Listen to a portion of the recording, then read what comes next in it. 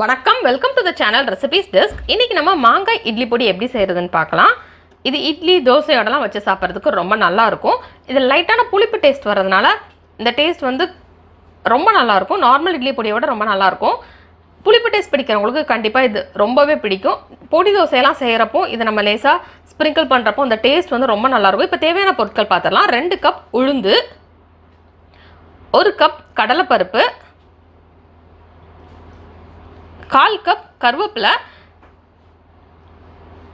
40லேருந்து 50 சிகப்பு வத்தல் உங்கள் கார அளவுக்கு தேவையான அளவு எடுத்துக்கோங்க. 1/2 கப் வெள்ளை எள்ளு, 1/2 கப் மாங்காய் பொடி. இந்த மாங்காய் பொடி எப்படி செய்யணும்னா, மாங்காயை வந்து நல்லா துருவிட்டு அதை வெயிலில் காய வச்சிடலாம். காய வச்சுட்டு அதுக்கப்புறம் அதை எடுத்து அரைச்சி வச்சுக்கலாம். அப்படி அரைச்சி வச்சது வந்து அரை கப் எடுத்துக்கலாம். 10 பல் பூண்டு, 1 டேபிள் ஸ்பூன் மிளகு,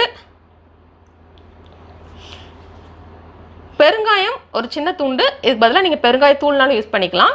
இந்த மாங்காயை வந்து இந்த மாதிரி துருவி எடுத்துக்கலாம். 2 மாங்காயை அல்ல 3 மாங்காய், பெரிய மாங்காயாக இருந்தால் 2 எடுத்துக்கலாம். துருவி இந்த மாதிரி எடுத்து வெயிலில் காய வச்சிடலாம். இது காஞ்சதுக்கப்புறம் இதை ஒரு மிக்சி ஜாரில் சேர்த்து அரைச்சிடலாம். இப்போ இதுலேருந்து நான் 1/2 கப் எடுத்திருக்கேன். இந்த இட்லி பொடி செய்கிறதுக்கு அதை வந்து ஃப்ரை பண்ணிவிட்டு எப்படி செய்கிறது அப்படின்றது இந்த வீடியோவில் பார்க்கலாம். ஃபஸ்ட்டு நம்ம ஒரு கடாய் எடுத்துக்கலாம். கடாய் எடுத்துகிட்டு அதில் உளுந்து சேர்த்துடலாம். உளுந்து சேர்த்துட்டு அதை நல்லா லோ ஃப்ளேமில் வச்சு ஃப்ரை பண்ணிக்கலாம்.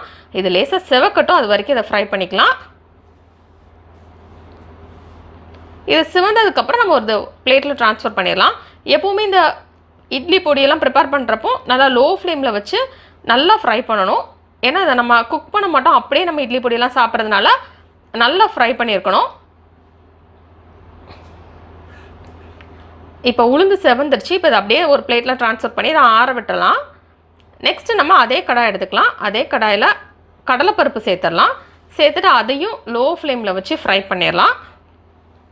கடலைப்பருப்பும் லேசாக செவக்கட்டும், அது வரைக்கும் அதை ஃப்ரை பண்ணிடலாம்.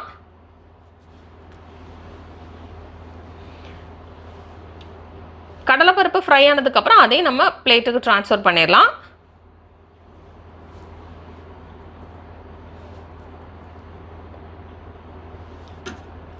நெக்ஸ்ட் இதில் நம்ம எள்ளு சேர்த்துடலாம். எள்ளு சேர்த்துட்டு இது லேசாக சிவக்கட்டும், அது வரைக்கும் நம்ம இதை ஃப்ரை பண்ணிடலாம்.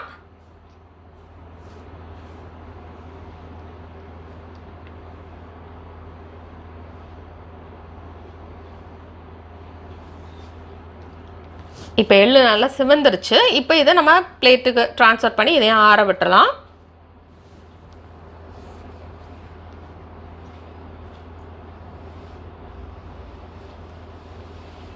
இது எல்லாத்தையுமே நம்ம லோ ஃப்ளேமில் வச்சு தான் ஃப்ரை பண்ணணும், இல்லைனா டக்குன்னு தீஞ்சிடும்.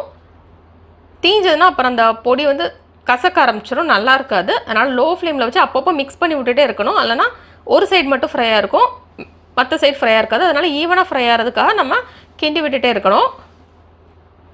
நெக்ஸ்ட் இதில் நம்ம மாங்காய் பொடி சேர்த்துடலாம். சேர்த்துட்டு இது நல்லா லோ ஃப்ளேமில் வச்சு இதையும் ஃப்ரை பண்ணிடலாம்.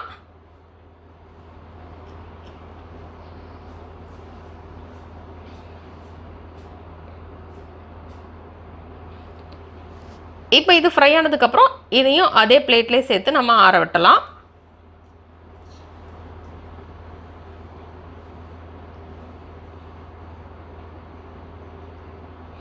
நெக்ஸ்ட் இதில் மிளகு சேர்த்துடலாம். சேர்த்துட்டு அதே லோ ஃப்ளேமில் வச்சு ஃப்ரை பண்ணிடலாம்.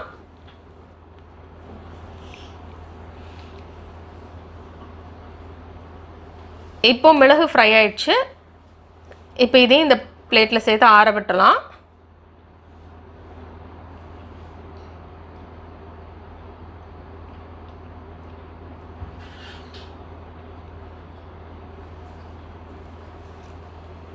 நெக்ஸ்ட் இதில் கருவேப்பிலை சேர்த்துடலாம். சேர்த்துட்டு அதையும் லோ ஃப்ளேமில் வச்சு ஃப்ரை பண்ணிடலாம். இது நல்லா ஃப்ரை ஆகட்டும். இது நல்லா ஃப்ரை ஆனதுக்கப்புறம் இதையும் நம்ம அதே பிளேட்லேயே சேர்த்து ஆற விட்டலாம்.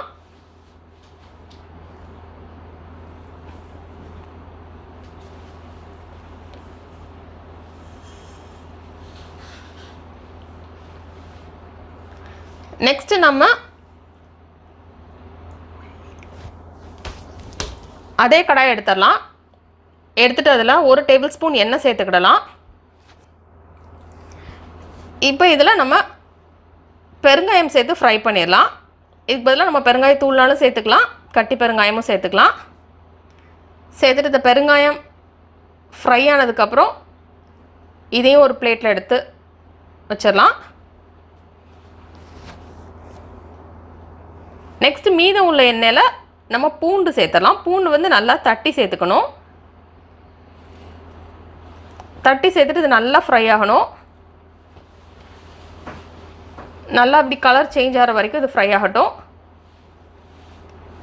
இது நல்லா ஃப்ரை ஆனதுக்கப்புறம் இதையும் நம்ம ஒரு பிளேட்டுக்கு ட்ரான்ஸ்ஃபர் பண்ணிடலாம்.